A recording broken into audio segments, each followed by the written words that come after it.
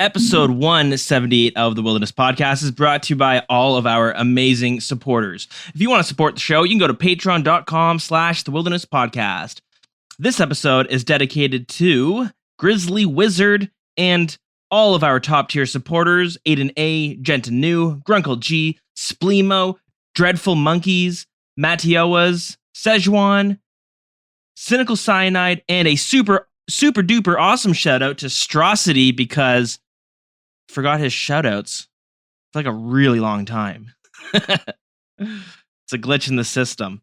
It's always a glitch in the system. But hey, you know what? Patreon isn't for everyone. There is another way you can support the show for you caffeine lovers out there, or the people who love to provide caffeine to others. You can go to buymeacoffee.com/Dilz where you can buy me a coffee.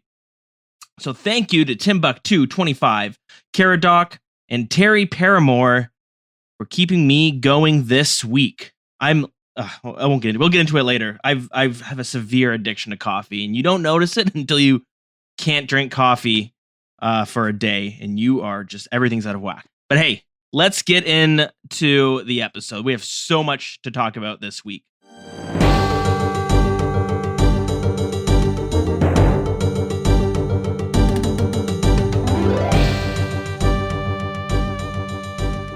Welcome to episode 178 of the Wilderness Podcast. I am your host, Dilz, and boom, guys, we're going solo again this week. The boys could not make it, but you know what? I was like, I have to get some podcasting in. Too bad, so sad, we're podcrafting without you. No, but this has been such a massive week, and there was just so much I wanted to discuss, and I figured let's just get right into it. You know, in the early days, it's always kind of weird doing like a solo, even just a solo segment, but I did one a handful of episodes back. I don't remember what episode it was, but I had so much nice and positive feedback that I figured, you know what? If we can't get a scheduling, you know, we all have jobs. We're all three of us, me, Heartless, and Magpies, we're all in literally different time zones. You can't always coordinate a recording time. And you know what? Because of so much positive feedback, I was like, that's okay. If we can't find a mutual time for everyone, at least I know that if I go on solo, not everyone's tuning out. So yeah, here we are. And what are we talking about? Because yes, it is a massive week. Okay, maybe I am I don't know if I'm exaggerating. It feels like it's been a massive week. Maybe because we've been suffering a little bit of a content drought, but we got a bit this week. So, of course, oh God, guys, I hate starting off so, is it weak? I don't know. But the first dev blog, equipment rebalancing again, ranged meta proposal. I am getting sick and tired of hearing about these. The community is. We're going back and forth nonstop. Boom, let's bring out a new bow. You guys like the bow? Oh, it's too weak? Boom, no problem. A new ranged meta proposal. We nerfed the shit out of it. Oh, what's that? You guys are unhappy with it? No problem. We'll buff it back up again. I'm going crazy. If I can't read another ranged meta proposal. And you know what? There is a saying for it. What is it? The not slamming the door, shoving the door. I don't remember, but it's they're waterboarding us with these ranged meta proposals so that we say, Jagex, do whatever you want. You want to remove the blowpipe? Fine. You want to bring out two blowpipes? You want us dual wielding blowpipes? I don't care. Whatever it is, just do. You want EOC? EOC, we got the ERB, right? That's it's not that bad, but holy Christ. It is. I have no idea what the plan is anymore. It was so back and forth.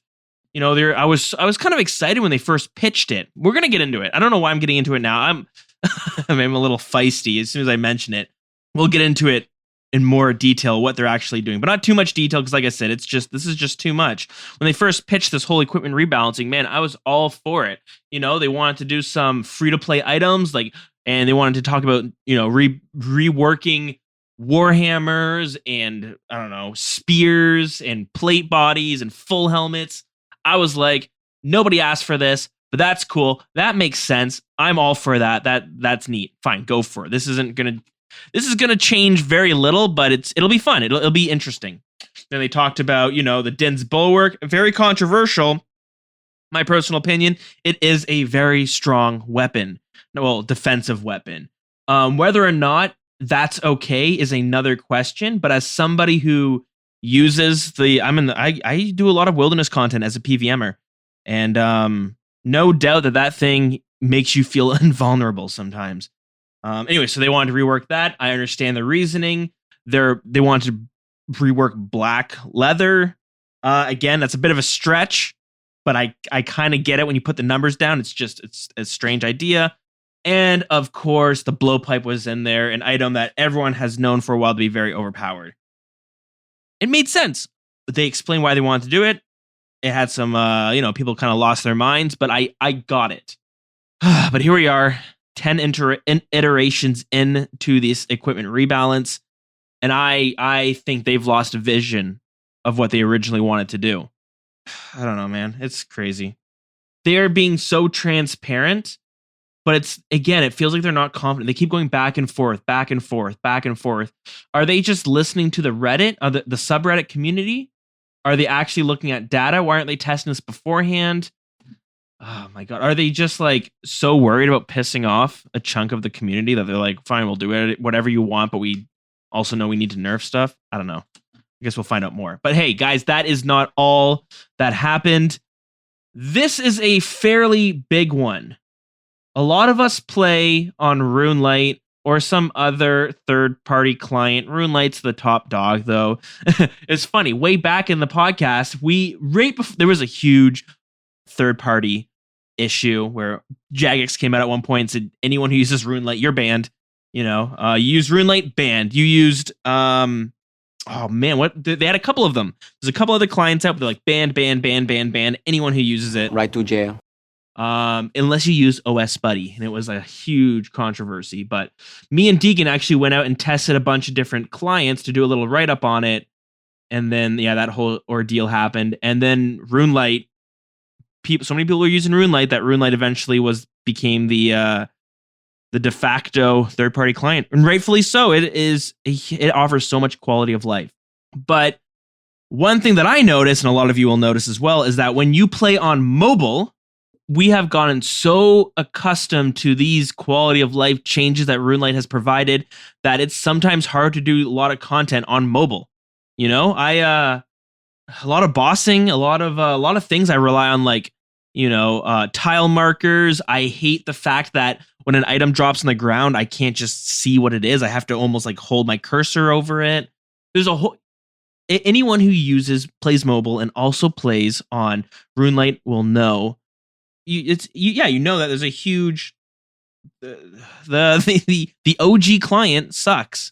We're missing everything, and I get it. Jagex doesn't want to invest too much time into it because just go to RuneLite. It's already done. But for mobile players especially, I would play so much more on mobile if we had like a RuneLite version of it. No doubt would I play more on mobile. I find it just kind of tedious on mobile, and I'm so used to like the PC, and I'm sure a lot of people feel the same way.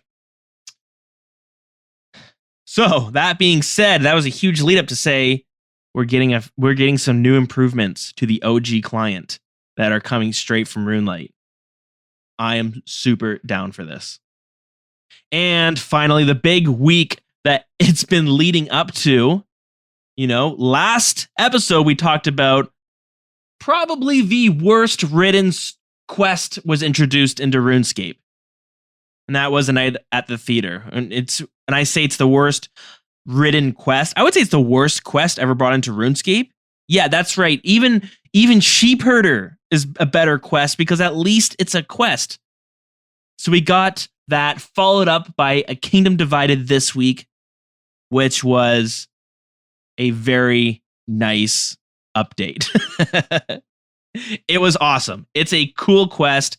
This is exactly what I was talking about last week. How the hell do you go from bringing out such a terrible quest that has basically no content within it and then you come up with Kingdom Divided, which is this like massive quest with so many cool little updates and little changes and things that like they didn't even need to add. I have a whole list of shit that I saw during that quest that I was like, what, Jagex, like you didn't have to do this, but it's awesome and it looks great and it adds so much to the aesthetic and the atmosphere of the area and the quest itself. And then it makes me go, what the hell happened with a night at the theater? What the hell happened there? But I think I know. And finally, the last bit of news we are going to tease is old school RuneScape's older brother is finally here on mobile with us. That's right. RuneScape 3 is now available on mobile. I tried it. Spoiler alert, it's not bad. It's pretty all right. I was surprised by how good it is. I might even like it more on my phone than I do on the computer. All right, I know I spent a long time kind of teasing up the updates there, but like I said, if it's just me here, there's nobody to rein me in, and I just get let loose on the updates. But guys, it's been a pretty eventful week for me. It's been it's even more of a reason why I didn't want to hold off on recording. It's tough to do those 3-hour episodes now, and that's part of the reason why I've burnt out, podcasting in the past, is because we, me and whoever I was hosting it with during the time, we would sometimes push it to 3 hours, and it is a lot. It's a lot to record. It's a lot to edit. It becomes very daunting. So I was like, let's jump into it tonight, and let's just like get caught up on everything that's been going on. So yeah, what has my week been up to? Well, and I can't remember if I mentioned this last week, on last episode at least. But with a night at the theater, the positive part about that quest is a lot of people have been wanting to get back into, not wanting to get back into Theater of Blood, but they wanted to get into Theater of Blood. And one of those people was myself. Theater of Blood has been out for like 3 years. Or has it been 4 years? Ah, shit, I don't know. But I've only have like, at the time, like 3 or 4 kill count.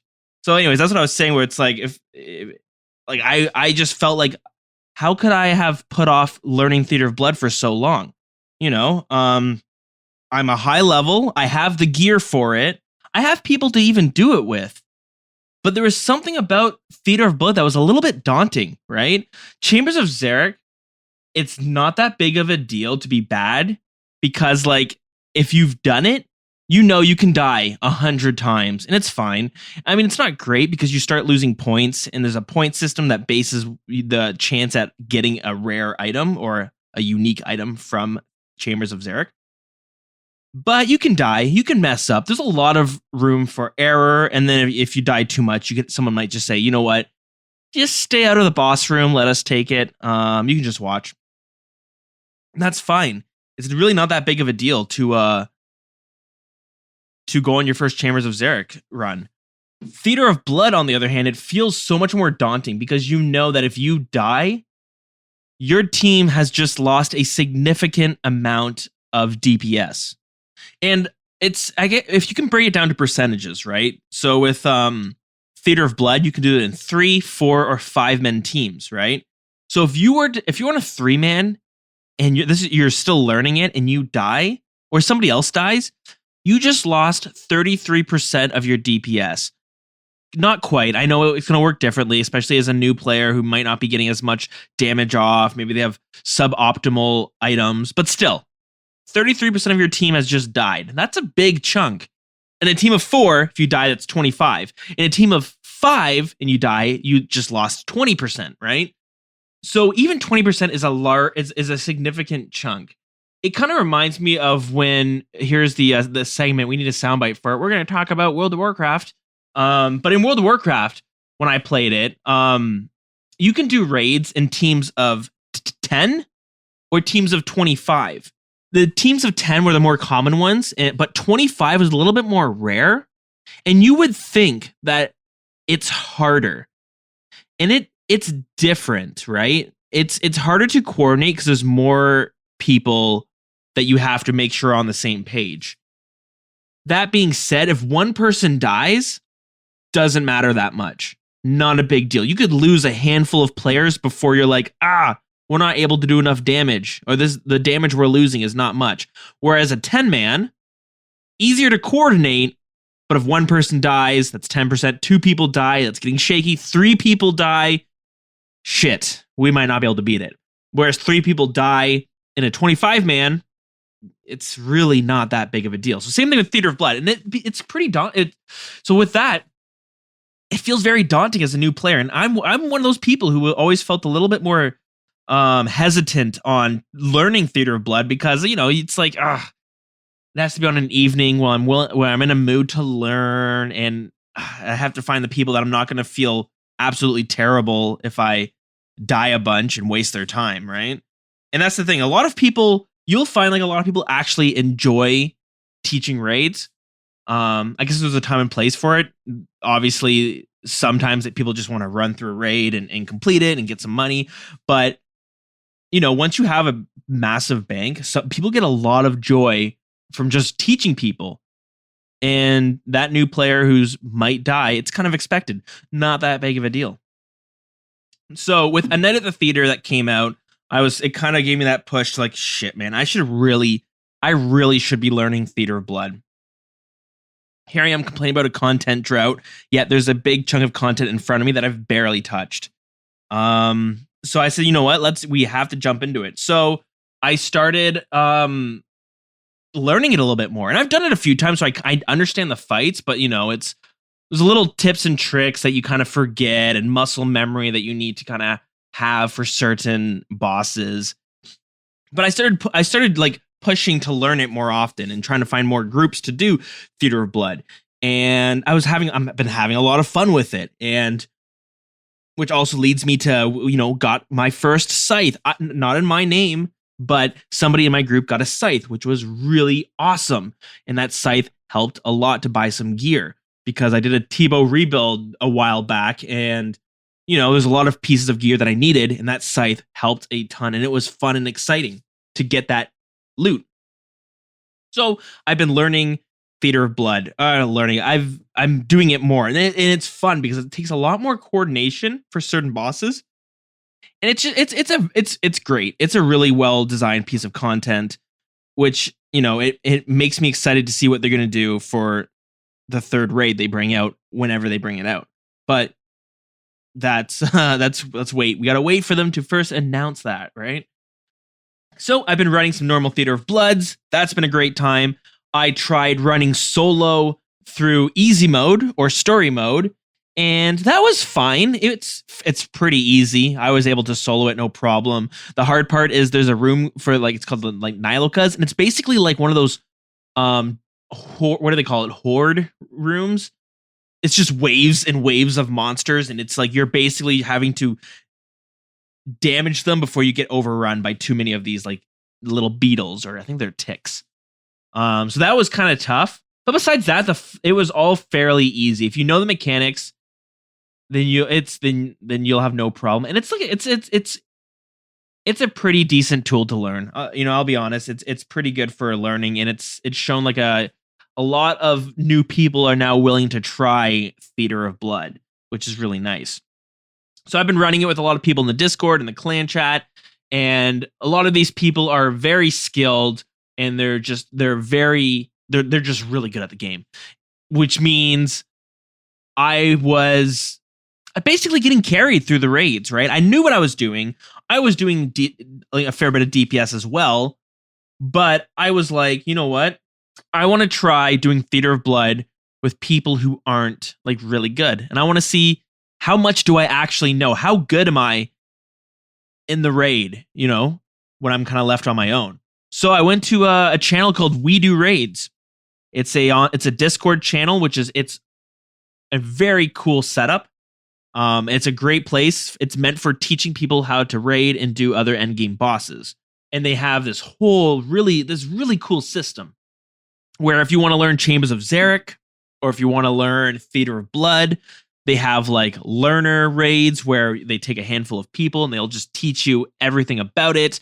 They have certified trainers or teachers for We Do Raids, and they, there's these guidelines that these people actually have to go through, and Magpies is one of them. And he's talked about it too, where like when you want to be like a certified teacher, you have to fill out all these forms, have an X amount of KC, and then you have to go through a test run where basically one of the admins of We Do Raids comes along with you and kind of, it's like a driving test.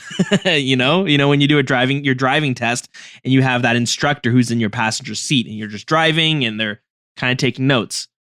Similar idea. And if you do a good job teaching it, boom, you're a teacher. And then you have these rules. Oh, you have to teach 4 raids a month minimum, yada, yada, yada. There's this cool system that people do because kind of circles back to the beauty of RuneScape, where people just love doing these social things. And there's nothing in return except for it's fun. And you might get a T-bow here and there too. That's always nice. But that's not why they do it, because that's probably not the efficient way of actually doing it. So anyways, it's a great place to learn it. And then once you're trying to learn it, you can find it. It's a great place to find people to run a raid that a lot of people play this game solo. Like we have our clan chat that we always kind of shout out, but some people just don't want to socialize. And that's the cool thing about RuneScape is you don't always have to. There's a lot of things you can just do on your own. A lot of bosses you can just solo. It might be tough, but you can still do it. Theater of Blood is an odd one, and you kind of need a team. But at least with We Do Raids, you can join up with other people. You don't have to really talk to them. You can figure it out, but they have a cool system. If you want to be a part of the of like a learner raid for Theater of Blood, you need to go with a group of 0 KC, like a group of people who have never completed Theater of Blood yet, and you all need to get to Verzik, the final boss.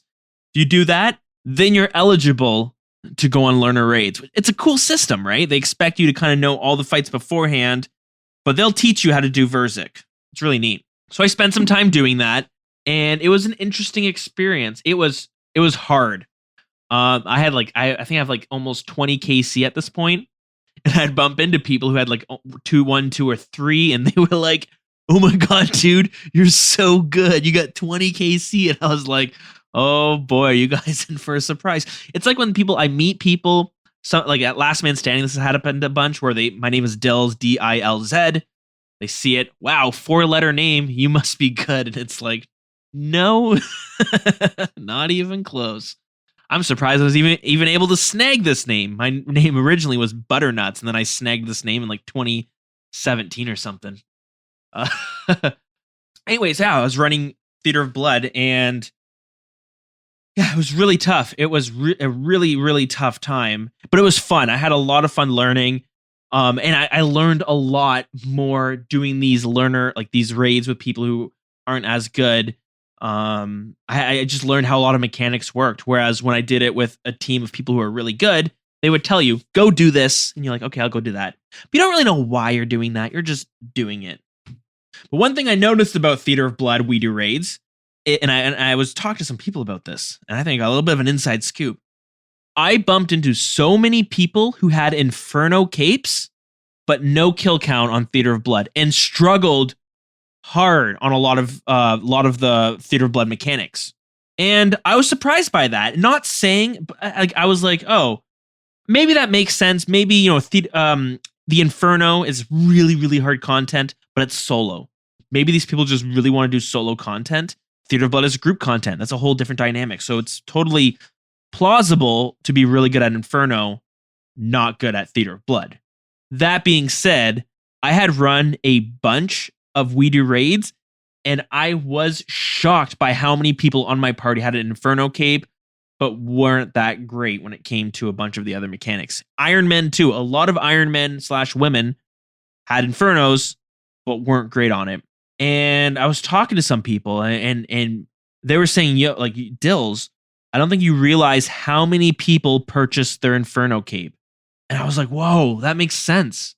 I always thought Jagex did a really good job at shutting down people who bought Inferno capes. Now I know as years goes on, that's just going to kind of keep growing exponentially. But like, wow, I was surprised. How much is that going to cost? I think it cost, like, that's the question too. Is it worth it? Personally, I guess it depends who you are, right? It's probably about 700 mil, I bet. it's a lot of money, but for the best cape in the game, and not only the best cape, but a cape that when people see you, they're gonna go, "Oh shit, you got the Inferno." But then if you can't do a bunch of these like mechanics, they're gonna say like, "Yo, how the hell did you get your Inferno? That doesn't make any sense." But one thing I love, and this is I think is going back to something Magpies has said in a past episode, is the Inferno cape. When you see someone with it, you're not saying, "Oh wow, this guy's gonna be so strong, so good," because he has the attack bonus from the Inferno cape. It's more so, oh, this guy knows, you know enough about the game, and you're good enough at the game and the mechanics within the game to beat the Inferno, right? It's like a badge of honor. And it's same thing with the Fire Cape, right? If you have the Fire Cape, you've learned very basic bossing mechanics. And it sounds weird to be like, oh, that's very basic, but you're learning how to prey switch. You're learning how to I guess rotate monsters, right? There's some waves that are tricky. You're facing a major, a ranger, a melee. These little dudes are going to drain your prayer. You learn how to kind of manage those stuff. You have to learn to manage your supplies, and you have to learn to during Jad, you got to learn to kill those little healers as well. You're going to be having a bad time.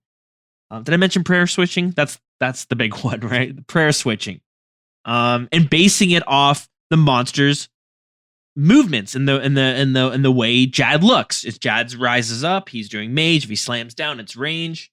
All of which sounds basic, and it kind of is. But until Jad, you don't really face monsters where that is an issue. That's something you need to factor in, right? I have a buddy who just started playing this game, first time ever playing this game. And he's gearing up to do the Fire Cape. And he's asking me, should I do it? Is it hard? What should I expect? I had to tell him, it's the first it's the first massive milestone, massive achievement for your account. And maybe it sounds a little bit does this sound snobby to say it's your first one that you're going to hit? But I mean, there's only a few pieces of content that you go, frig yeah, I did it. Holy crap, I got the cape. You get that sense of that sense of excitement, right?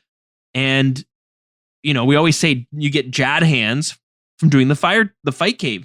And what Jad hands is you're so nervous, you misclick and you screw up. Really, Jad isn't that difficult.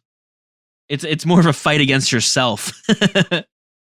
So I was shocked to see so many people with the Inferno capes. I didn't realize so many people were buying it. It's pretty interesting to think of the Inferno cape and the Fire cape to be these milestones to your account, but more of game knowledge that you've learned, right?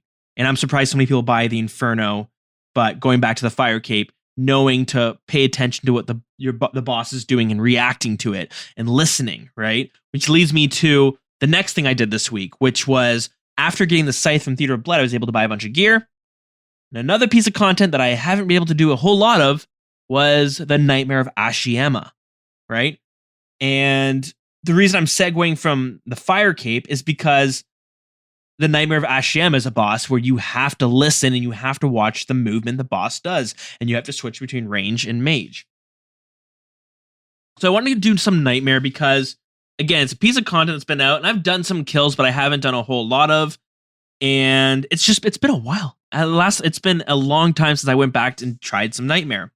So I went and did some Nightmare this week, and I did a fair bit, and man, I forgot how cool of a boss that is. It's such a well-designed boss. The mechanics are pretty neat, and I love the way it is. So I'm not going to go straight into it, but whenever you can get to the Nightmare of Ashiyama, it's a very cool boss. It's got a very cool atmosphere, right? The vibes you get from it are just really neat. And I'll have to say too, I don't know if it's sleep, but the dungeon that the Nightmare is in, oh man, that's got to be one of the coolest places in RuneScape. I can't believe they don't have more of a quest tied into it, but man, is it ever cool. You walk in and you have these witch doctors with these giant scythes, these statues of them, and you have this organization of people that are kind of holed up down there. It's really neat. And I love with Nightmare is that you go to the free-for-all, you go to the specific Nightmare world, and there's always people doing it. And what's nice about that boss is that everybody gets loot. one person becomes the MVP and they have a better chance at the unique, but everybody gets some loot and you have a chance of getting the loot as well, as long as you're able to do enough damage. So it's awesome. It's a boss that you can just plop right in. You don't need a team. You can do it with these randoms and you can kind of show up whenever and just kind of go kill the boss. And then I'll go in and I'll do a few kills and I'll go and I'll, continue on with my day, do something else. So it's a really cool boss. And again, this brings me back to another thing I didn't realize. Well, I do realize it, but sometimes you know about it and then you see it for yourself and you're like, wow. And the thing that I noticed with Nightmare is how many gold farmers are out there killing the Nightmare of Ashiyama. That makes sense. There's like gold farmers everywhere, but these people are so blatantly obvious, right? They don't even have good gear. Oh man. Like, so you want to use Crush when you're killing the Nightmare. A Crush weapon. So I have the Bludgeon. You might want to bring like the Elder Maul, whatever it is. You'll see people though show up there in full Guthans. Full Guthans attacking it with like a power amulet, not even a glory. And you look and the dude has 1,500 Nightmare kills. That is so crazy. There's a lot of weird accounts like that. You'll show up and you'll be like, wow, I have so many questions. I gotta find one and ask to do like an interview one day. Cause I'm curious, like, do they enjoy, do they have fun playing the game? Is this like the best job? Maybe not the best job, but like the actual workload, you're bossing on RuneScape. Is that fun? How exciting? Is it way more exciting to get a drop compared to like when I get a drop? Something I'm very curious about. And it really sparked me to like wonder, like, do you get that much more excited when you get like a 200 mil drop because you know that you're also you're going to be getting a fair bit of money from it as well. It's interesting. And it's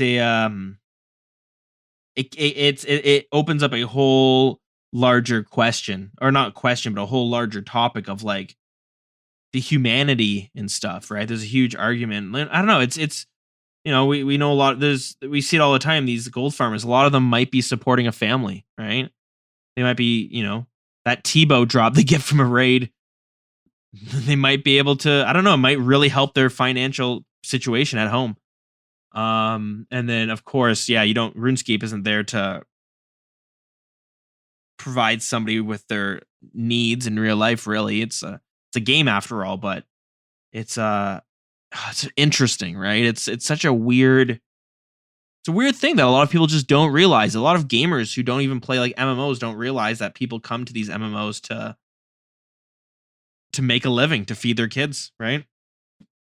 Anyways, guys, that's my PVM of the week. But hold on, we aren't just going to stop there. I have to run through. I got to do some housekeeping. Not really housekeeping. I did some prayer training, bringing some Zealot robes. I went from 85 prayer to 91 prayer, which means I'm 125 combat. Not quite 126, but we're getting there.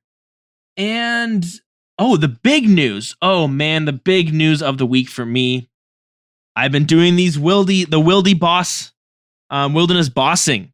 Been aiming for some pets. I've talked about it before, but I've been doing it for a while now. And I finally got a pet. I finally got one of the pets. What pet is that, do you say? Can you guess? It was Scorpia. I got this Scorpia pet. And boy, oh boy, was that oh my God, that was such a crazy rush. I was sitting on Discord too, but I was killing it. I got the pet. You get this little new, you get the new collection log pop-up, which is so freaking cool. You see it and I get super excited, but my heart just dropped. I was like, holy shit, I got the pet. But not only did I get the pet, if you don't know, Scorpia is in the wilderness, but it's very deep in the wilderness. With Venenatus, you can teleport. With Callisto, you can run south and teleport. With Venenatus, or with Scorpia, you've got a few options. And I almost had like, what is it? What do they call it? Was option paralysis? That's not what it's called. So we have too many choices. So I left it and I was like, where do I go? Do I go to the mage bank? Because you can teleport to the mage bank and it brings you to a safe spot. Do I take the arty lever? but I know that a lot of people, that's a very high traveled area. Do I just run directly south far enough until I'm in the free-to-play zone and then I hop into a free-to-play world? If I do that, I don't have any food if I get attacked. Boom, yeah, that would not be good. So I kind of did I froze up and I was like, I don't know what to do. And I eventually just went and took the RD lever, which probably wasn't smart, but my God, my heart was pounding so hard. It just felt like the longest 15 seconds being in the wilderness, but it felt really cool. And that's a very cool pet as well. So boom, there is my week in a nutshell. Oh wait, and I almost forgot. Today I got 97 runecrafting, which by the way, I think is the worst level you can get, because if you get 98, it's over 1 mil experience until 99, but that's it. That's the final push and you're done. With getting to 97, I have this 1 mil experience grind, and then I got to do it again, plus more. So it's even hard to be excited about it because you're like, oh my God, I'm not even really close. If you feel close, but I'm projecting that I'm going to get 98 runecrafting by the beginning of September, and I'll have 99 runecrafting by Christmas time, by the new year. That's crazy. That's I'm giving myself 6 months to gain 2 levels. That sounds insane, but you'll understand when you start doing runecrafting. It is a rough one out there, but when it's over, it's over. And then I think I have to move on to mining. So that'll be fun. All right, guys, I mentioned we have a lot to talk about, and we've been blabbering for far too long. So let's get into the news. All right, guys. I know we mentioned that the equipment rebalance is going to be the first thing the first dev blog dropped, but I don't know. We don't have to read it in the chronological order or the order of release. Let's start off with the big one, right? That's what we care most about. A Kingdom Divided. And so this is a fairly massive quest. They've been really leading up to this quest by, dropping trailers. They dropped 2 different trailers, I think, for it. Yeah, they had a bunch of cover art. They had all these sections of lore on the subreddit. On the website. And anyways, there's a lot. So they say here, can you believe it? We are officially at 150 quests. That's crazy. And you know what? I think some people have been thinking the reason that they brought out a night at the theater was so that they could have a big quest be the 150th. A Kingdom Divided was going to be pushed back to was going to be 149, which means a smaller quest would have been 150, and then a bigger quest would have been 151. But I think they were able to. I think that's part of the reason why they brought out a night at the theater as well. So Mod Ed says here, and you know what? When I see Mod Ed has been working on a quest, I do get very excited. I don't know I don't really always pay attention to what different J mods are working on. There's a whole lot of new people joining the team. It's just a lot to keep track of. But I know when Dragon Slayer 2 was announced and RuneFest, oh man, what was it? 2017, 20 would have been 2017 or 2016. You go back and listen to it.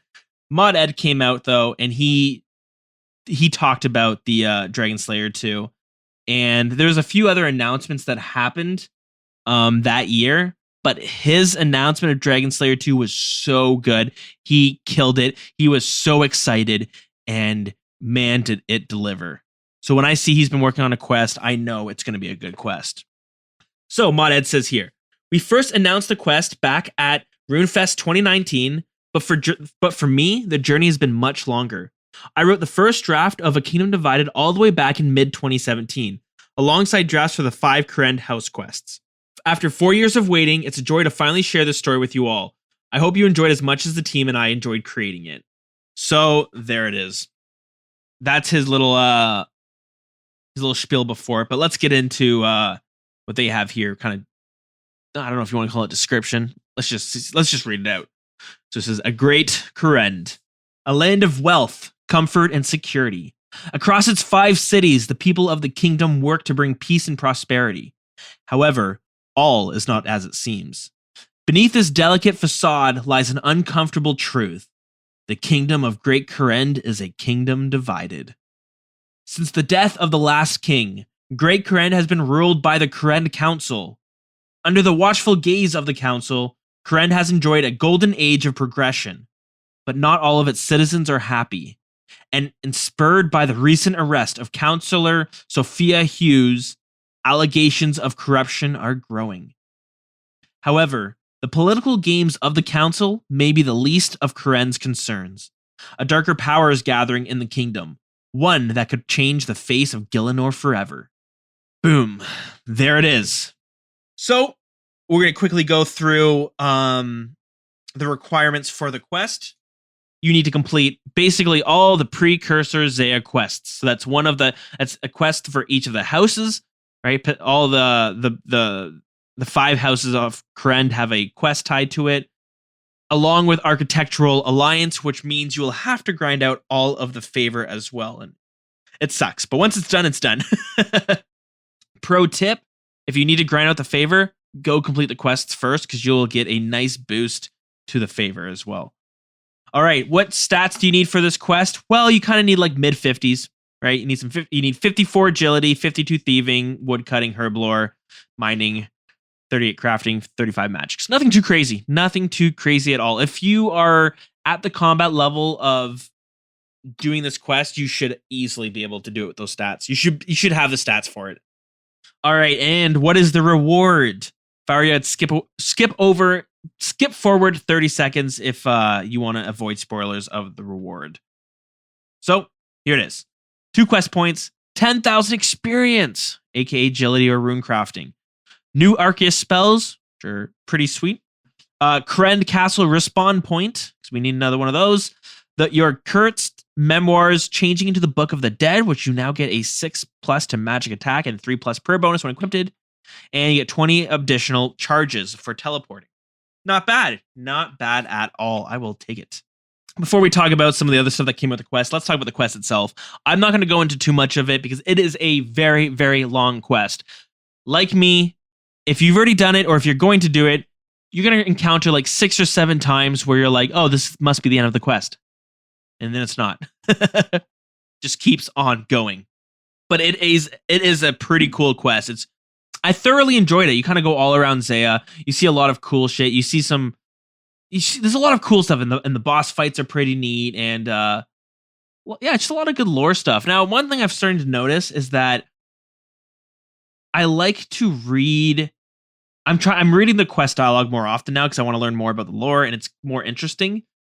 But man, if anyone feels this way, I want you to write in and let me know. Let me know on Discord or send me an email. But the dialogue, when I'm reading the chat boxes, the font makes me feel like I'm dyslexic. I have to reread sentences over and over and over again because just the way the font is, it's all very swiggly and very curvy and wavy. Everything is wavy or something. I don't even know what it is. I just find it like the reading is like it's so difficult to do. So it takes me extra long to read all of it. And I'm just saying because I noticed it when I was reading all this dialogue that I like wanted to skip it, even though it was interesting, but I felt it was just very hard for like to kind of register what I was reading. So I don't know. Maybe is it just me? It might be a just me thing, but I'm curious if anyone else has noticed that as well. Because like with RuneScape 3, the questing there is great. I don't have that problem at all. I mean, it's voice acted too, which is really awesome. Jagex, if you went back and voice acted, maybe not the JMods, but you hire like professional voice actors, I will sub 100 times on 100 counts just to vote yes on that. Not actually. That's like over $1,000. I don't have that much money. But I would be very happy. I would do it on 2 of my accounts that I have. All right, so I made some notes as I was going through the quest, not a whole bunch.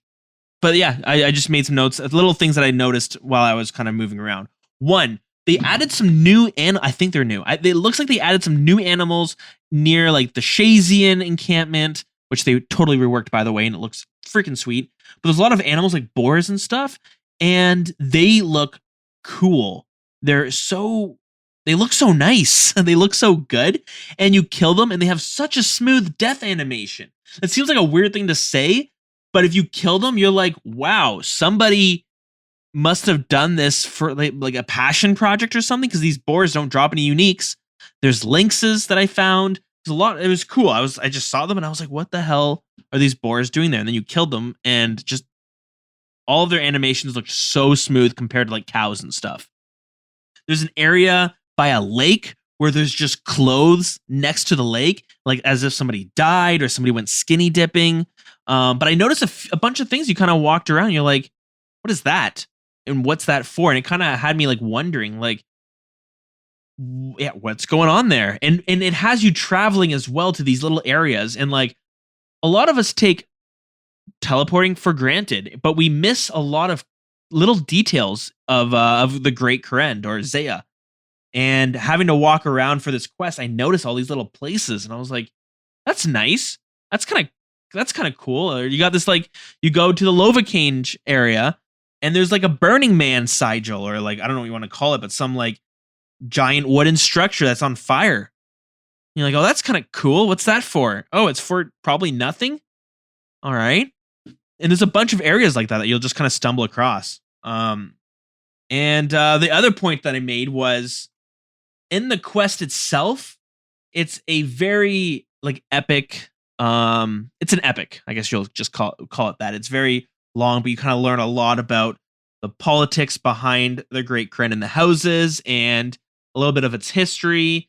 There's a whole lot of cool stuff, and I don't want to go into. I'm not going to spoil it for anyone, but one thing that I'm going to mention, I don't think it's that big of a spoiler, but you see your first glimpse of some of the soldiers from Varlamore, which is a southern kingdom south of Great Krend, and they've been at war, and they're these like, we're not really friends, but we have a peace treaty going on, and we'll work together, but we also hated each other at some point. So you see them in this quest, and they look so cool. They are like these like very flamboyant warriors. They got these like all these feathers and the shiny gilded armor, and it's like they look so cool. I'm like, holy shit! I want to see what Varlamore looks like. You know, it's what is it gonna be? Some like ancient looking metropolis? I have no idea, but they looked really cool. I really got some like Rome mixed with Egypt vibes. And I'm really excited to see what they're gonna do with it. That's gonna be a wicked city. They reworked all of the Shazian area, and it looks cool. It looks so much better.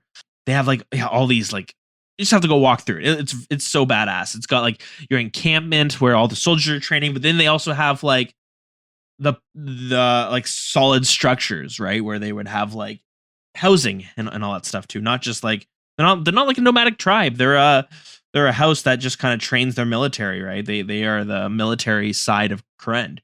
So that's all super cool. And they have some interesting puzzles in this quest. One thing that I was kind of frustrated was like the puzzles were like kind of vague. Like some of them were very vague where you're like, the answer could be like 5 different things and it would all make sense. That's where I struggled. And I was doing it, and I was like, I was streaming it, and I had somebody watching me, and I was like, oh, this is it. I go there. It's not that.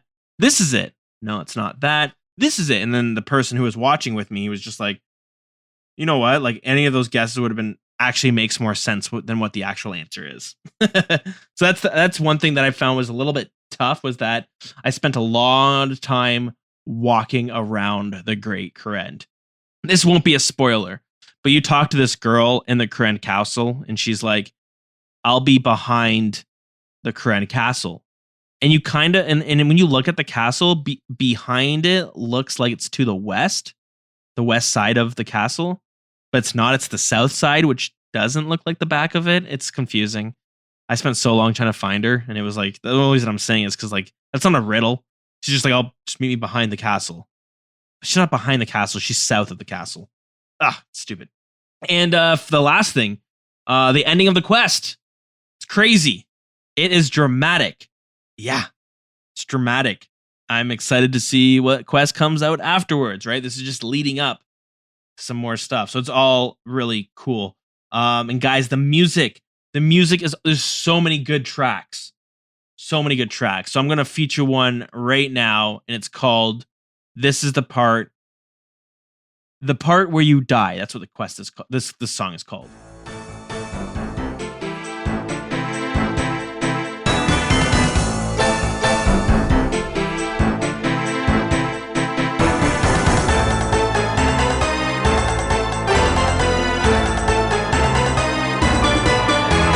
A little bit of a teaser. Well, it'll be one of the song of the week sometimes, but I'm not just gonna play it for like 5 minutes.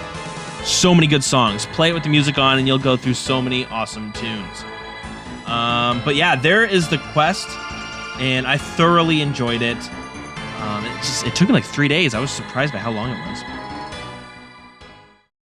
Now let's talk about some of the rewards you get from it, or specifically the new spells that came with it. So beforehand, the Arceus spellbook was kind of lame. You couldn't really do much with it. There was some teleports. There was some like reanimation. We can reanimate a monster using their ensouled head, kill it for prayer experience. And then they had one spell for like reviving your crops, that like your farming crops. That was it. It was not great. It wasn't. I barely considered it a spellbook, but it was there. But now we have some new spells, so they kind of condensed some things. They instead of having like a dozen of the reanimating spells, they kind of shrunk it all down to just 4 different types. We mentioned some of them before, but we get these grasp spells, which they do some damage. They also prevent the monster or maybe person from moving. So it's like a snare, but also does a bit more damage. They have what are called Demon Blade spells, and these are spells that are particularly strong against demonic foes. They have corruption spells, which basically adds a debuff, which is something that's cool. We don't have that many debuffs in this game. We have poisons and venom. There's diseases, but we don't really get that. We don't really get to use that on monsters, I should say. It kind of just happens on us. So yeah, now we have a new one called Corruption, which looks like it drains prayer points.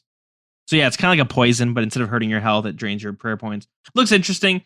And the next is the Resurrection spells, and these are like basically if you play RuneScape 3. They have the summoning skill. This is like summoning light. It's resurrecting. You can resurrect a ghost that shoots magic, or a skeleton that shoots range, or a zombie that will attack with melee.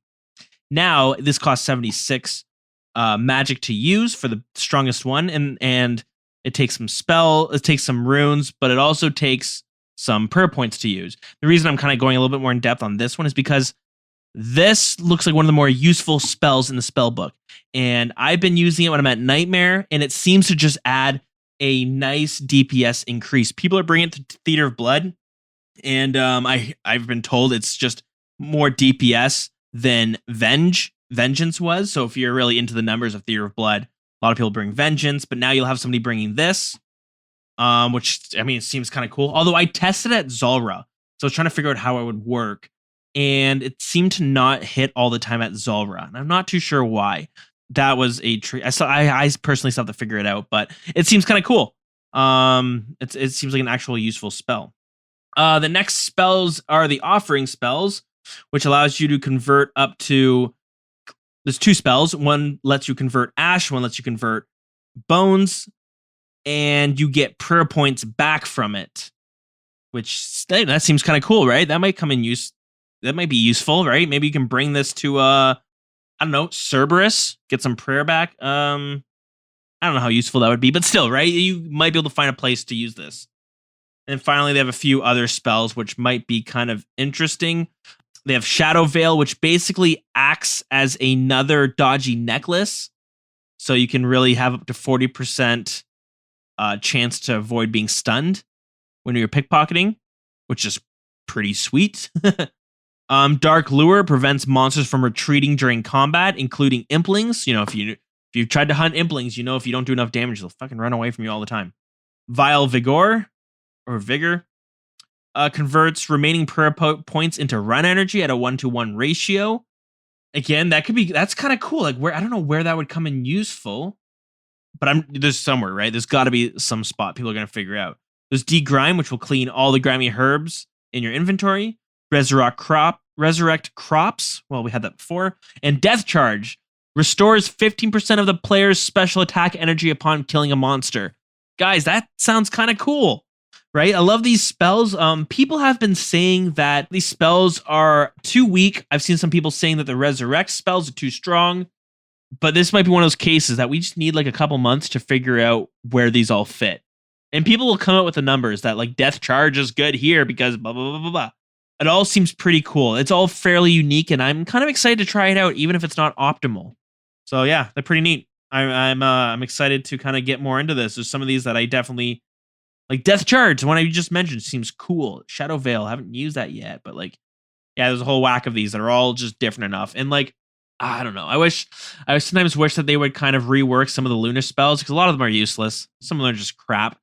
But it would be so like baking pies. There's a spell to bake pies. I don't know why. Is that ever the meta for something? Who ever needed a spell to bake pies on the go? I'm sure there's like an iron person out there who's like, dude, you have no idea what you're talking about. But still, there's a lack of support spells in the lunar spellbook. And I like how this, the Arceus spellbook is kind of coming into like a spellbook of like corruption and debuffs and all this fun shit. So yeah, I'm all for it. And with this new spellbook, you might have noticed, but they've kind of reworked all the ashes. So when you're killing demons now, they don't drop ash. They'll drop, I think, what is it? Demonic ash. Sorry, malicious ash. They have fiendish ash, vile ash. There's a whole bunch of them. So they all have their own little stuff now. And it's cool. I always thought that you should be able to spread ash, kind of like to gain some prayer experience. That makes sense. All right. And of course, as always, they have a login screen competition where they get the players to decide what the login screen will be. And the winner is Need Plums, was the winner of this competition. Second place is Cherry Cake 4. Third is Nancy. Fourth place is Park Shin Hyde. So yeah, all pretty great stuff. And of course, they had the Story So Far video competition. And it looked like the winner was Evil Robert. And the reason was it had some great voice acting, very well presented and shot, and professionally made and very good quality. And your voice is amazing. I like how they threw that one in there. And of course, second place was Good Grief. Third was Life. And fourth was Wisdom 13. Which is great. These are names that I'm not so familiar with, which is nice. Sometimes it feels a little bit cheesy when it's like a very popular content creator wins.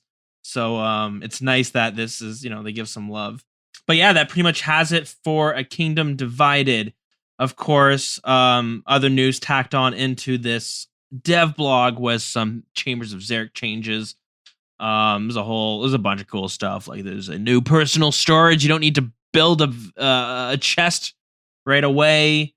The Ohm Firewall attack can be extinguished when using ancient spells. It was kind of a pain beforehand. A pickaxe spawns has been added to the Stone Guardian's room.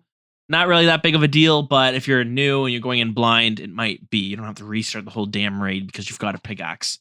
And a bunch of other stuff too. So that interests you, it might be worth checking out. But we ain't stopping there. Let's move on to my next favorite update. The client, new features coming to the client. I had to laugh a little bit because we're not even going in order.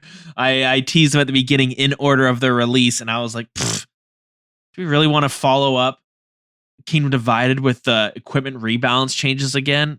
No, screw that. Let's talk about the client features. I'm excited for that.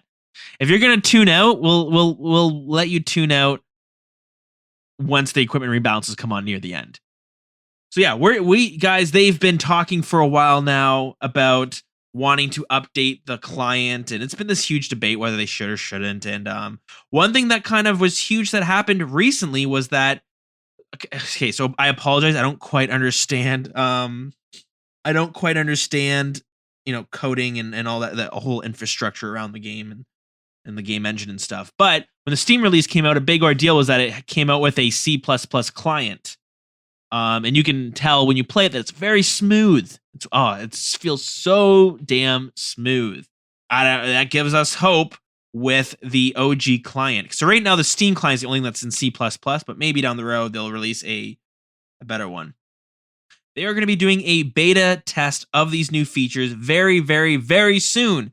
It might even be out by the time you hear this, but it will be only available on Steam, it looks like. But this is work that has been going on for over 12 months now, which is pretty crazy. And it's going to take a lot of testing before they bring it out to the game, especially the mobile game. So for now, you can test it out on Steam, but the mobile version will be getting it, and that is what I am that's what I'm so excited for. So here are the milestones they want to bring. And it's going to be funny. You guys are going to hear some of this, and you're going to be like, that's not in the game. There are so many things you think is just part of the game client, and it's not, and it's RuneLite. So many things. I see it all. I'm like reading these, and I'm like, okay, we already have these, don't we? Let's go through the milestones. Enemy HP bars, like a HUD display. Not 100% sure what that means, but whatever. Sounds great. Mouse over tooltips. Okay, I don't know what that means either. Is this like an April Fool's joke? Regeneration timer HUD. See, a lot of these things, I'm like, oh, that's not in the game. I thought it was. And I have to think, like, wait a minute, what is that? And you just realize it's whatever these are. Chat timestamps, right? Those aren't in the game, apparently. Okay, cool. Chat history on logout world hop. True, okay. Fishing spot indicator. That's a big one. That's actually one I don't know how I feel about. So now when you're walking around, you'll see like a picture of the fish floating above the fishing spot.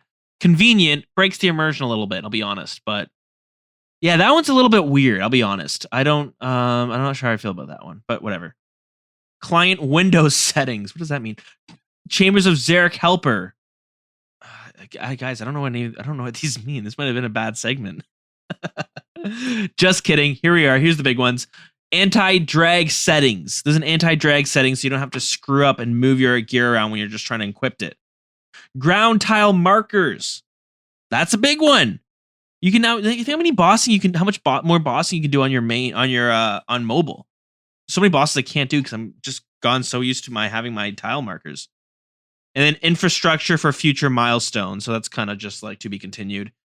And yeah, guys, that's, I guess it's a little bit of a shorter segment, but I'm excited to have a lot of these added into the game, especially on mobile. A lot of these, I think the important one is that they are working with the RuneLite team, and the RuneLite team is telling them, you guys need to add these plugins. You guys need to add in these updates next because they're popular and people need it.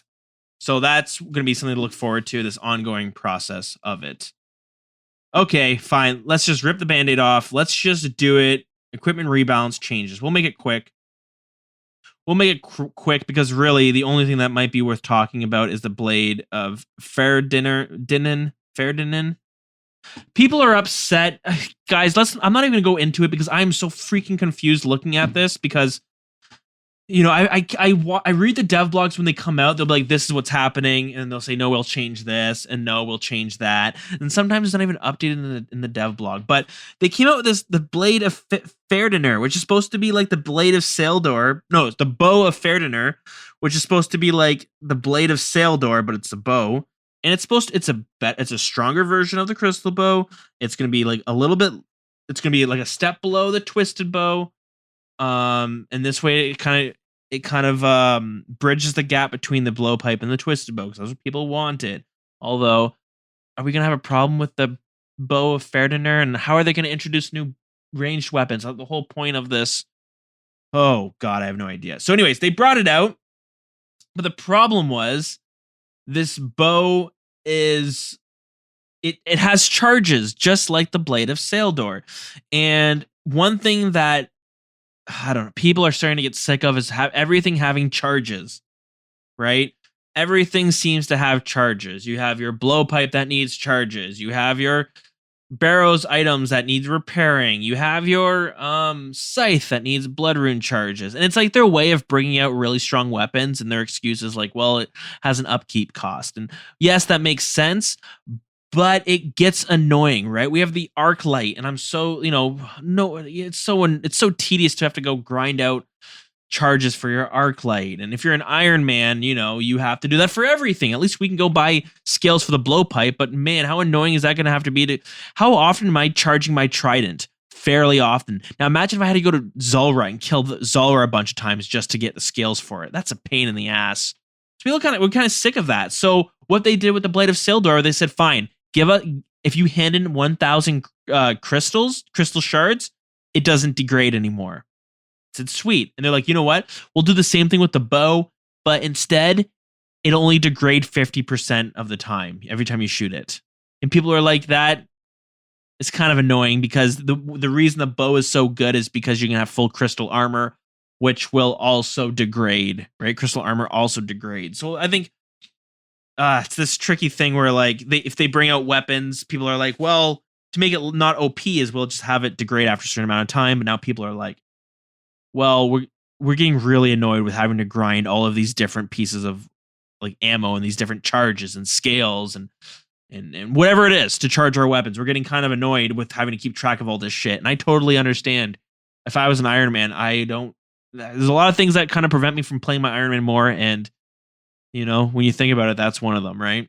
At least with the barrows, you can repair it with money. But like, I can't imagine having to go and like grind out a whip because your tentacle whip died. Which that in itself isn't that big of a deal. But when you have like all of your items are degradable, ugh, boy. All right, the final piece of news. And we'll make this pretty brief because I've only just a little bit got my hands wet with it. That's a weird saying, but I said it. So the next one is RuneScape 3 finally came out on mobile. And I know a lot of people are like, okay, whatever, RuneScape 3. RuneScape sucks. RuneScape 3, more like RuneScape free, because it should be free because it's so bad. It's a different game. A lot of people have a resentment towards it because of the EOC and that whole thing. And there's a lot of microtransaction. It's grossly predatory in that sense. But that being said, they came out with mobile and I tried it. I made an Iron Man. This is my third account that I've started from scratch. We got to wrap this up. I'm getting tongue tied. My third account starting from scratch because every now and then I get an itch to play RuneScape 3. So I made a regular normie account before I started from the very beginning just so I can be like, okay, let me be introduced to all the content the way you're supposed to be introduced. And then I got bored and then I went and stopped playing it. And then I came back to it and I said, what am I doing? What's all of these items that I have? I'm so lost. It's worse than when you take a break from Skyrim and you go back to play your Skyrim account and you're like, oh my God, what items do I have? What questing am I doing? It's even worse on RuneScape 3.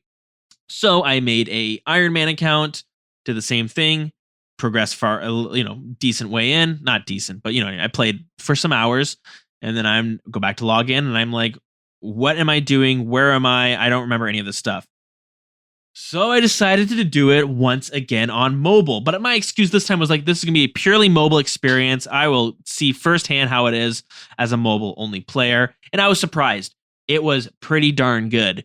You start off and they have this new tutorial for mobile accounts. I think it's just for mobile. But it's the land of Davendale. And you basically have to help this village that's being attacked by these trolls. And the way you can do it is you can fight the trolls or you can go get supplies for the town and the town will help you fight them. So it really lets you choose between going out to fish some supplies and resources or going straight up and killing the trolls with melee. And it was pretty cool. And I was shocked by how captivated I was.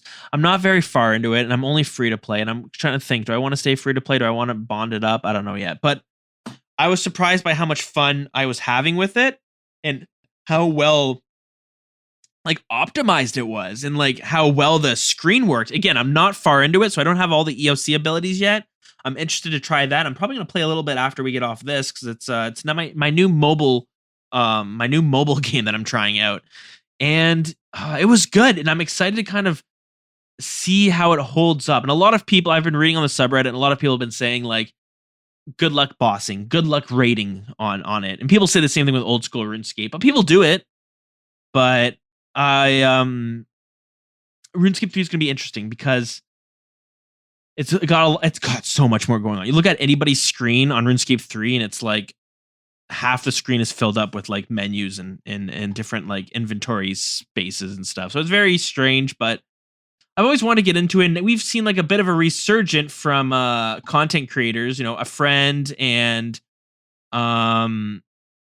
I forget his name, but there's been a bunch of content creators that have been trying out RuneScape 3 and they've been loving it. I watch a friend and it's actually I haven't watched him too recently, but when I was watching, he was saying like, oh, I'm having so much fun with RuneScape 3, but after this video, I'm gonna go back to old school RuneScape for a bit. And he did one video of old school RuneScape and he jumped back on RuneScape 3. So he's been addicted, and so there's a lot of interesting points. And they've got one thing that I'm excited to do, which I don't get from old school RuneScape anymore, is that sense of exploration and discovery, right? With RuneScape 3, there's going to be so many things you're like, what is this? Or there's things that like, I want to try, and people are going to be like, well, that's dumb. I really want to try the player-owned ports. And anyone who knows what player-owned ports is probably going to say like, dude, you're going to be disappointed. You know what? It doesn't matter. I'm just excited to go and try it and see what it's about. Oh, I can't wait to do some like farming and like animal husbandry and like all that and getting eggs from, I'm excited to try these things. These are like new things that I'm not familiar with. And it's a thing that like maybe we kind of chase this dragon with old school RuneScape where we're trying to find that feeling of like discovery and stuff. But because we are so up to date with the game and it takes so long to bring out updates, and the updates are always in batches, that like it's really rare to discover things, right? The last thing I can remember is with Song of the Elves. Massive City came out with all this cool stuff included, right? There was a shop that sold this crown that was 200 mil, and you could buy this dye to change the crown. Those were like 2 mil each, and everything was so expensive. And you're like, wow, this is crazy. What is this? You finally see somebody wearing it, and you're like, wow, that actually looks really dumb. Who would ever buy that? But you get a little sense of like, what is this, right? We don't get that often anymore. Especially recently, right? Song of the Elves was like the last one. And then they had that like bunny. They had that like bunny that had like 20,000 health. And it drops the chalice when you kill it. So stuff like that. I miss that sort of stuff. And I'm excited to go check that out with RuneScape 3. But it's slow going. We'll get there. Okay, guys, this was great. We have so much news going on. But let's take a quick break and we'll come back and we're going to wrap this show up. So yeah, we'll take a quick break and hear a message from our sponsors.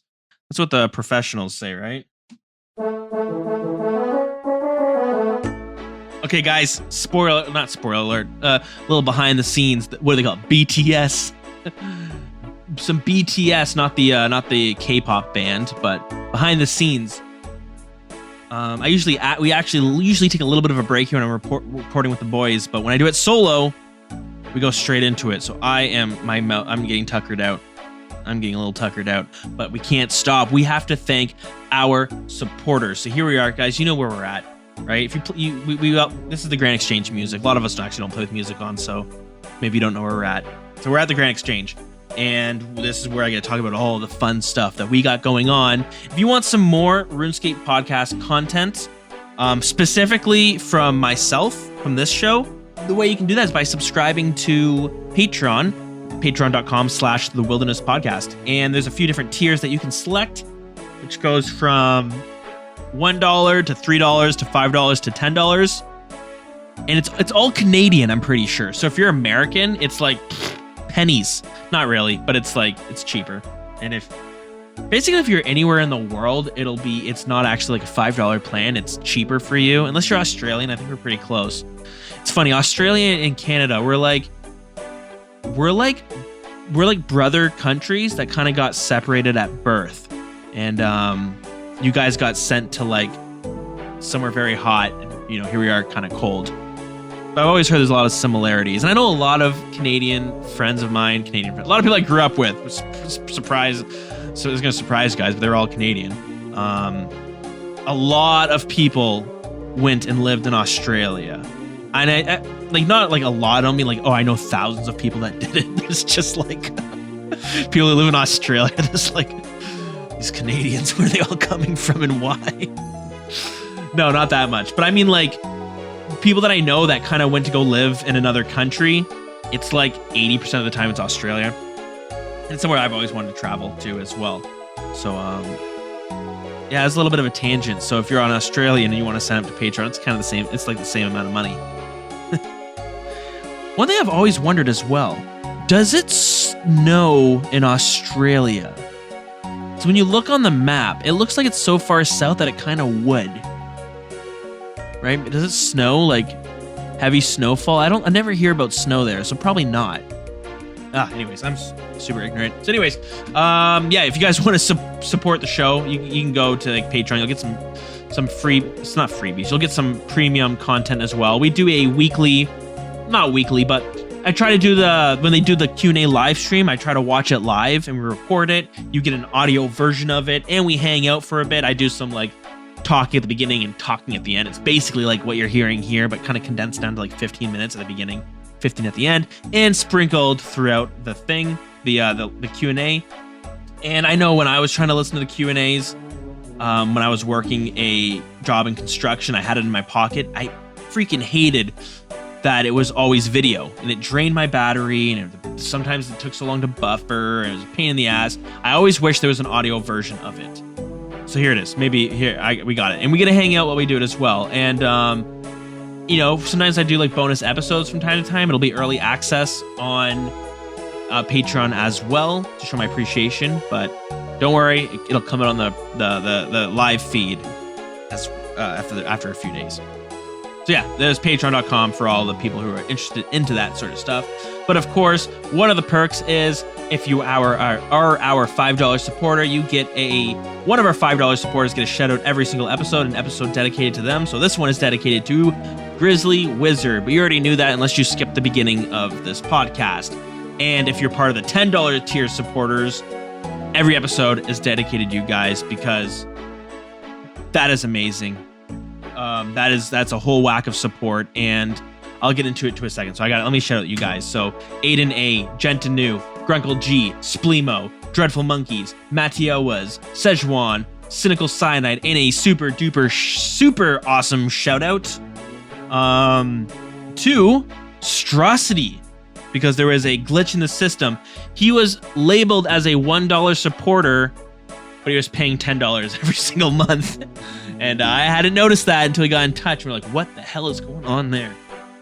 So he has like a bunch of months overdue, and I kind of, so yeah, those are your super duper shout outs. It's my make good. When in radio, when I used to work at a radio station, I worked for the promotions team, and whenever they might have screwed up or whatever to like an advertiser, they would do what's called a make good. I felt that was such a weird thing to call it, like not like a favor or I'm gonna give you, and they it's like a like legit term. They would say, all right, so we'll give you 6 commercials here, there, and there. We'll get a shout out on the morning show for 2 weeks, and we'll give you 3 make goods. It's like if somebody said that to me, like, you're gonna make me some goods? Like, what is that? What are goods? Right? Google, what are goods? Goods are merchandise or possessions. So could you imagine? Like, anyways, that's what they called it. I was always like, it's such a stupid thing to call. Whatever. Anyways, that's what they call it. So we're doing a make good on this show to Mr. Strosity. So thank you. This is your make good. It's just such a weird. Sometimes people call things, and it's like, why? Is that the best you kind of came up with? You couldn't call it like anything else. Anywho, but okay, if you know what, if signing up for a monthly subscription is not your thing, and I totally understand that, but you still want to support the show, you can go to buymeacoffee.com/Dilz. You can do a one-time donation. It's in the guise of buying me a coffee. So I want to thank Timbuktu25, Caradoc, and Terry Paramore for buying me coffee this week. All the support we get means so much, and I don't think I can actually give you premium content on Buy Me a Coffee, but if you're a supporter on there, get in touch with me and I'll hook you up. I'll send you over the actual files. I've done that for someone who reached out and they said they wanted to hear some of the Q&As. Let me know. They're yours. Just get in touch. But guys, the support has been so amazing that I think I mentioned it last week, but this is week 2 of us doing it. We are doing a skill of the week challenge every single week from now until the rest of my life. Maybe. Big asterisk on that last part there. But because of the support has been so great, and it's really been amazing. And I have always wanted to give back to the community and kind of like show the love that you guys give me. I wanted to send it back to the others. And we were talking to some of the people in our Discord. We have a team of people that we kind of work on events together, and we mentioned about having a skill of the week, which would be cool. And I was like, you know what? Let the supporters provide the reward for that. That sounds weird, but like, you guys allow us to give away a bond every single week to people who compete in that tournament. And that is so amazing. It's super exciting. People are so pumped for it. So last week we did farming. This week we're doing fishing. And we have all these methods. So we're going to be measuring it different every single week, but we're not going to tell you how we're measuring it because we want to allow as many different people to win as possible. So we don't want someone to be like, oh, you're measuring it on who grows the most amount of fishing levels this week. No, that's a bad example. Oh, you're going to measure it on who grows the most amount of fletching levels this week. Why don't I give my alt account 10 mil to just fire through some levels? We don't want people like kind of gaming the system that way, so we're going to hide how we're going to measure it. It might be total levels. It might be total experience. It might be the highest EHP. It might be the most rank increases. It might be a mixture of all those. It might be some sort of point system. We have a whole bunch of methods that we're going to keep a secret, but this way we'll allow Iron men and women, we'll allow normal players, we'll allow mains, we'll allow lower levels, we'll allow maybe pures or skillers. Each demographic of player will have an advantage to win a bond each week. And yeah, it's been pretty great so far. And if you're in the clan, you're already automatically in in the competition. If you're not in the clan, and you don't have to be in the clan to do this, shoot us a message. We'll add you to it. Recommended to be in the Discord so that you can get the announcements of when it's starting. It's every Monday, 6 p.m. EST until Sunday, 6 p.m. EST. So this will be an ongoing challenge, and the way I think I want it to work is that people aren't sweating super hard to win every single week. Once you win, you can't win for another couple of weeks. You're kind of off, and we'll let other people win. But you can still win after, I think it's a month. And it'd just be cool to be like, oh, for instance, I'll use myself as an example. I need to train thieving. Boom. Wow, we have a thieving week coming up. I'm like, sweet. Perfect excuse to actually train thieving. So when the farming happened, we saw a whole whack of people going hard, and it was pretty cool. And we got fishing. We see a lot of people going hard, and I've been trying aerial fishing and some temporos, and because I want to win a bond too. No, I'm just kidding. I'm not. I won't be winning any bonds, but I definitely want to be on the scoreboards. That's my what's the word? My ego, I guess. I don't know, but. Anyway, all I wanted to say was, like, I really appreciate all the support we get. It allows me to continue doing this podcast every week without worrying about fees and doing other competitions without, like, worrying, like, oh, do I need to hide this from the missus if she finds out that I spent some money on this podcast or this video game? She found out that I was paying, like, monthly, and she was like, what? I was like, well, you can't really count that. That's kind of like Netflix, right? Netflix is, like, grandfathered in as a monthly payment. We just have to work around it. We have to budget around it. Can't take away my RuneScape. It's like the internet.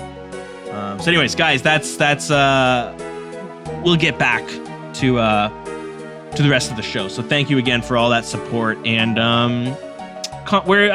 anyways, whatever. So we'll get to the end of the show. Alrighty. This is the part where we wrap things up. So guys, if you want to hang out with us in game, I'm always in the clan chat, the friends chat now, which is Wild CC. You can find that in the description below. But hey, if you want to be a part of the clan, because we have a clan now, and it's been growing pretty well. We're like over 200 members, which is pretty sweet. I haven't been part of a clan in a long time, and it's really sweet to be a part of one. Yeah, it's really cool. It's a fun experience. And if you're not in one, you don't have to join ours, but I recommend trying to find one that fits your play style and your personality. Find one that you really vibe with, and you might not vibe well with certain clans, and that's okay. That has to be okay, right? Just find the one that works best for you, and you'll have a great time. Even if you just lurk, even if you just sit there and watch other people talk. I do that all the time. I watch people just have conversations in the clan chat, and it's nice. I don't know, it's nice. Sometimes, honestly, I have these, like, my whole life I've had trouble, like, sleeping at night. I'm not too sure why, but I'll, like, literally just randomly have a night where I get an hour or two of sleep, and I'll just pop on RuneScape and I'll just like go do stuff. And I'm not really talking, I'll be on my phone, but it's like kind of comforting to know that like you can look at the clan chat and you see like 10 other people on there and you're like, you know what? It's nice. You feel like a little less alone. That's the weird part about sleeping. When I can't sleep, you kind of feel like you're very like isolated because the whole world's sleeping but you. But you go into RuneScape and nobody's sleeping because we're all grinding experience. So find the clan chat. That's free. That's my advice to anyone who's trying to play this game. So if you want to join our clan, you can do that. Just get in touch. It's a pain in the ass system. So you can't just sign up. You have to make sure somebody's online and they've signed up to the board. Blah. It's dumb. But anywho, if you want to join our Discord instead, you can do that by finding a link in the description of this episode, or you can go on Twitter at TheWildernessRS instead. And our email is TheWildernessPodcast@gmail.com. And I saw that we did get a email from Busco Beep, and we're going to read it next episode because I have been a chatty Cathy, and I should probably wrap this thing up sooner than later. So we'll save it for next week. I appreciate the emails, and I love getting emails. It's like, it's a fun part to be able to incorporate into the episode. I listen to a lot of podcasts, and I love when I listen to a show and has like a reoccurring person who writes in, and you get to know who that person is, like they're part of the show. And we have a few people who do that, so it's really cool to kind of get that experience, kind of firsthand as well. So, and I don't think I'm missing anything. So, guys, that is it this week. I hope you enjoyed it. Our song of the week is going to be The Militia. This was a sweet track, and you will encounter it a lot. And it's found in at the Shazian House area. So that is it for me. We'll catch you on episode 179. And until then, scape on. I think we used to say that in older episodes. Scape on, everyone. Party on.